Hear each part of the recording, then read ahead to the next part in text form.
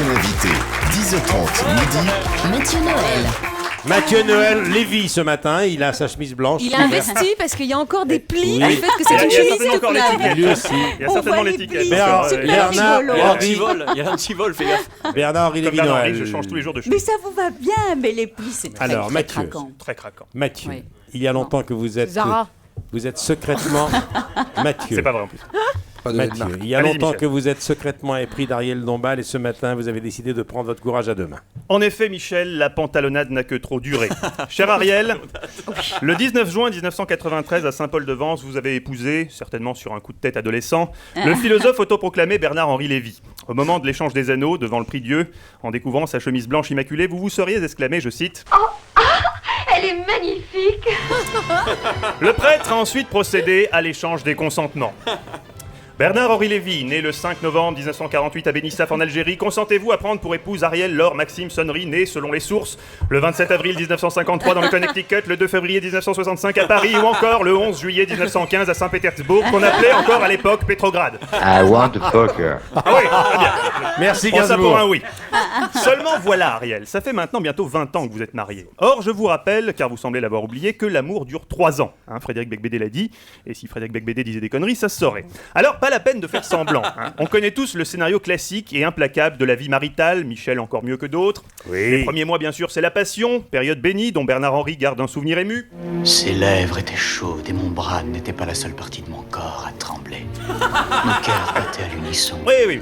Mais la passion ne dure qu'un temps. Eh oui, peu à peu, la fréquence des rapports diminue, une fois par jour, une fois par semaine, une fois par mois. Un rapide calcul me permet donc de déduire que si aujourd'hui Bernard-Henri vous caresse la main une fois par trimestre, vous pouvez vous estimer heureuse. Il est donc grand temps de miser sur un autre cheval. Et pourquoi pas un jeune étalon fougueux, fraîchement sorti des écuries de la puberté. Oui, Ariel, n'ayez pas peur. Le secret des couples qui durent ne réside ni dans la fidélité, ni dans la tendresse, mais paradoxalement dans l'adultère. Ah, Oscar Wilde. Non, Dominique Strauss-Kahn.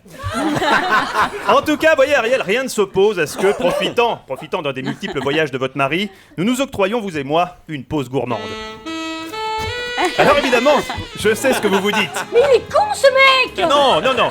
Non, vous vous dites, diantre, le bougre est séduisant, mais il est si jeune. A-t-il la carrure pour une femme comme moi qui aime les hommes d'action?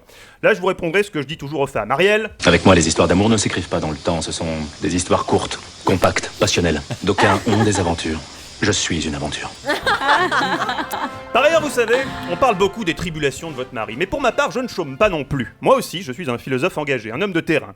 Tel que vous me voyez, je reviens de Syrie. Oui, c'est un peu le désert, la Syrie, donc Laurence d'Arabie, ça fonctionne. Bon, Syrie. Merveilleuse Syrie, où je me suis rendu au péril de ma vie, seul. Oui, enfin, avec une petite vingtaine de photographes, car je l'avais convié à couvrir l'événement, pas mal. Car pendant que votre BHL sirotait une flûte de champagne millésimée aux fleurs après avoir ramené ses chemises au pressing, Bibi, lui, était sur la brèche. Pas plus tard qu'hier, j'étais à Damas, avec Bachar al-Assad. On faisait un ping-pong. Et je lui disais, Bachar, tu sais, là quand même tu déconnes, vieux. Oui, je connais très bien Bachar, dans l'intimité je l'appelle même ma petite couille à la huit. Oh, j'ai essayé de le ramener à la raison, car je sais qu'il m'écoute.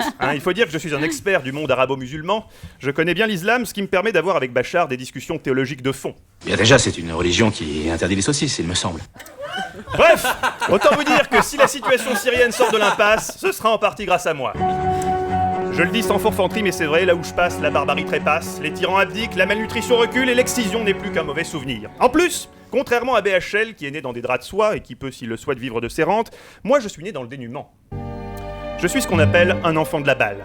On m'a trouvé, un matin brumeux, sur les rives grisâtres du lac Léman, flottant dans une meule de gruyère. J'avais été abandonné par mes parents, des sans-papiers mexicains. Je sais, Ariel, que vous avez grandi au Mexique et que vous avez un lien très fort avec ce pays. Moi, longtemps, j'ai tourné le dos à ma patrie natale. J'en voulais à ses parents qui m'avaient laissé sur le bord de la route comme un vieux burritos périmé. Et puis un jour, sans prévenir, mon père biologique, Pepito Hernandez, a refait surface. Il a appelé à la maison, il m'a dit quelques mots et puis il a demandé à parler à ma mère. Comme quoi, Pepito avait quand même un cœur.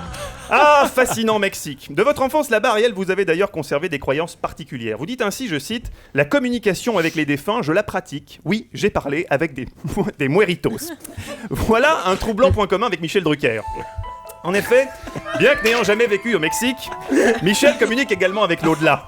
Chaque dimanche, sur son canapé rouge, Lui aussi, il parle avec des mueritos. Charles Aznavour, Lynn Renaud. Non, pas du tout. Alors forcément, le spiritisme c'est un peu racoleur, mais bon, ça fait toujours de belles audiences. Bravo Michel. Bref, ma chère Ariel, je dois vous laisser car oui, c'est bien ce que je craignais, on a besoin de moi au Turkménistan.